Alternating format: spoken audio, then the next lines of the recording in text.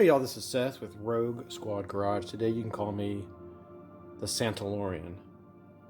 I put together kind of a quick video on beginning equipment to add to your Christmas wish list, or if you're trying to figure out what to get that special room builder, this might be a good start.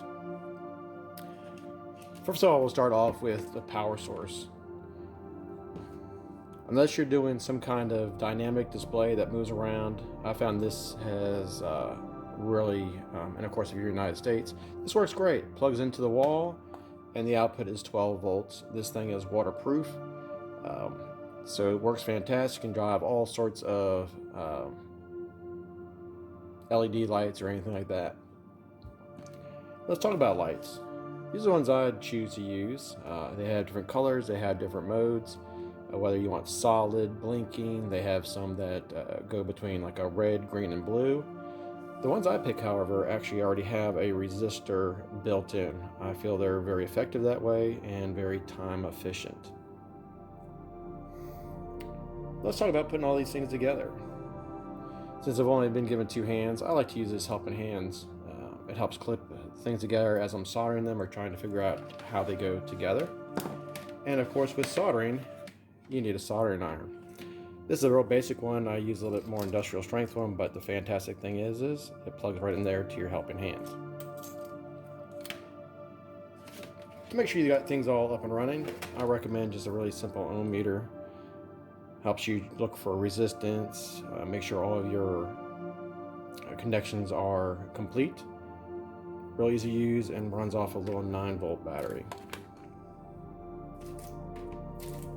Once you have everything all cooked together, I suggest doing the heat shrink. Real simple. Once you've soldered your connections, put a little heat shrink over them and seal it all up. Trimming those wires. A simple little wire cutter. There's all sorts of different ones. I put several different options down in the links below.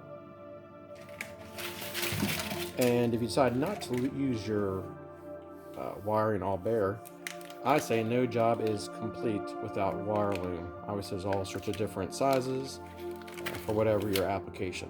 They work well for covering wire as well as just adding some special sci-fi effects.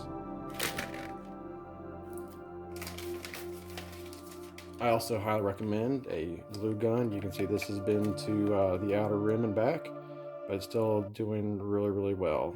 It helps to adhere things in place as you go.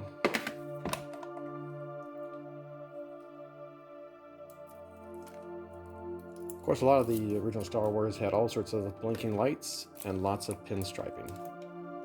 This is fantastic to make it look nice, neat, and clean on your control panels or on your displays. And for those that have been exceptionally good on the Santalorian's list, I highly recommend a 3D printer, whether it's filament or resin. The greebly build and options are endless. Have a Merry Christmas. Check out the links below.